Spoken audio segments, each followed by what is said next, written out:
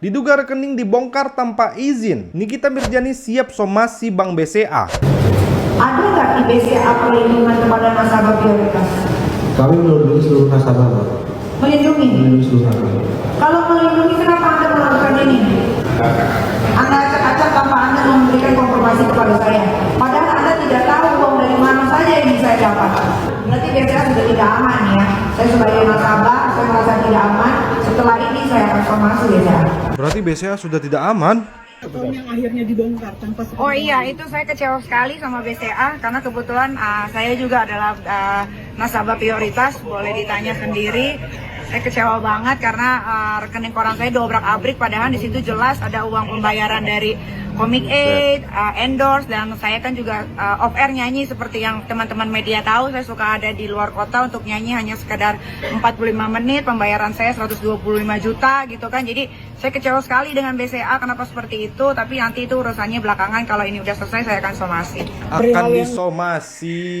Akan disomasi. Oke, jadi baru-baru kemarin ya, Nikita ngelakuin sidang lagi dan langsung meledak ketika ia mengaku bahwa rekening korannya diobrak-abrik nih sama Bank BCA. Padahal beliau ini juga nasabah prioritas. Nikita mengklaim bahwa pihak BCA membuka dan memeriksa rekening korannya tanpa persetujuannya. Lalu data itu digunakan untuk di persidangan. Oleh karena itu, kalau misalnya urusan soal persidangan ini sudah selesai, ia berencana melayangkan somasi kepada BCA setelah urusan hukumnya di pengadilan ini selesai. Jadi pada saat di persidangan, Nikita secara terbuka mengecam tindakan ini dan secara langsung mengonfrontasi saksi dari pihak Bank BCA ini, yaitu Ilham Putra Sutanto, perwakilan divisi legal. Nikita bertanya, apakah Anda melindungi para nasabah prioritas? Lantas dijawab, kami melindungi seluruh nasabah, Bu. Berdasarkan laporan dari media sampai berita ini diturunkan, belum ada pernyataan tertulis dan resmi yang disampaikan oleh pihak BCA nih, baik melalui siaran media, pernyataan pers, maupun saluran resmi seperti website atau media sosial mereka di luar konteks persidangan. Nah, untuk aturan perlindungan data nasabah, di Indonesia sendiri perlindungan rahasia bank diatur di pasal 40 Undang-Undang Perbankan UU nomor 10